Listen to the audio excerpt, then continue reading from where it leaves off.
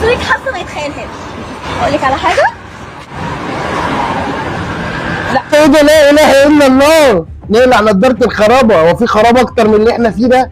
جرى ايه يا بنات؟ جرى ايه يا ملايكه يا ورده البستان؟ يعني الراجل لو ما كانش خد اللقطه ديت كان مستقبله ضاع.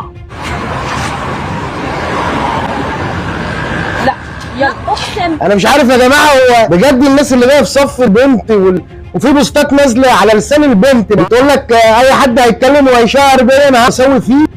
انا شايفاه ان الفيديو بتاعها دلوقتي منتشر، هينزل حاجه هو ما حضرهاش وما يعرفهاش، هوديكوا كلكم في 60 داهيه. لا واضح ان الاستاذه معتاده على المروح والمجي من الاقسام وكده، دليل ان هي بتعور نفسها على واحد. خلينا بقى نتكلم كده.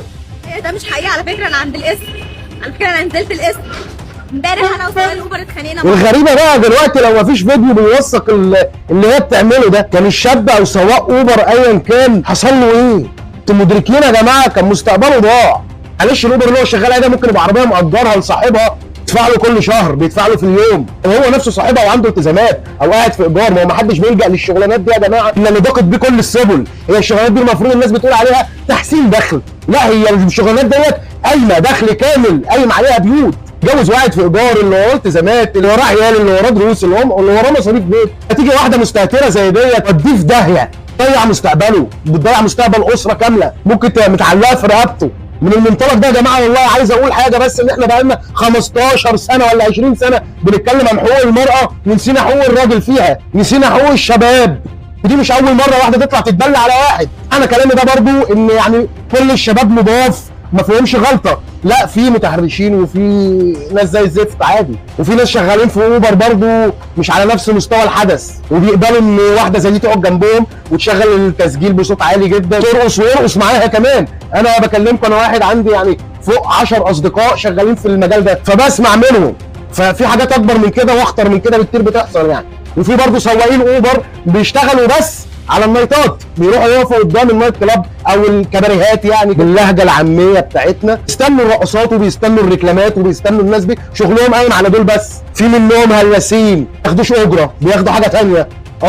نتكلم بقى بكل وضوح، ما هي مش الشغلانه دي مش كل اللي فيها اشرف ناس في الدنيا، لا في ناس شرفاء فيها قوي، وفي ناس عاديه نص نص، وفي ناس شمال الشمال. والزباين برضه نفس الكلام، في زبون كويس وفي زبون نص نص وفي زبون شمال. كده لما تحاسبيني مش هتحرك، ده كنت الفلوس تحت جزمتي. طب ماشي خلاص. لا مش هحاسبك، لما نخش الاسم هديك اللي انت عايزه. السؤال هنا، الشاب ده او الراجل ده لو ما كانش صور البنت دي كان هيحصل له ايه؟ ده اللي مجنني. وايه اللي وصل البنت البجاحه لو تقول ان اي حد هيشهر بيا مش عارف ايه والموضوع انتهى على صلح ومش اللي بيشهر بيا واللي بيتكلم هوديكوا كلكم في 60 داهيه. واحده بتقول في الفيديو بتاعها انا هحبسه حبسه ما يطلعش منها. يعني الشاب ده لو ما كانش صور كان راح في 6000 داهيه. بقول له اطلب لك الحكومه، قال لي تصدمك على تصدم الحكومه. فخلوا بالكم كل اخواتي اللي شغالين اوبر او بيشتغلوا بالليل وبيقابلوا فتيات ليل كتير، خلوا بالكم النوعيه دي لو قدرت ما بتعفيش. هي بتقول لك انتهت على صلح.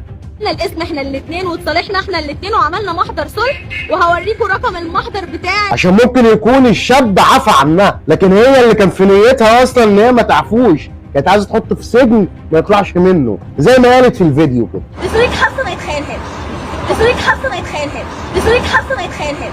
فما كانتش هتنتهي على صلح لو ما كانش بس الشاب صور.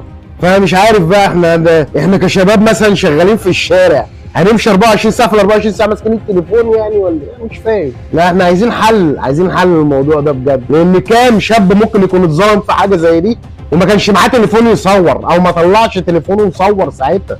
ربنا يستر على كل اخواتي الشقيانين، معاكم ربنا. لو سمحت انا شيماء حسين صاحبيه قلب الحدث، تمام؟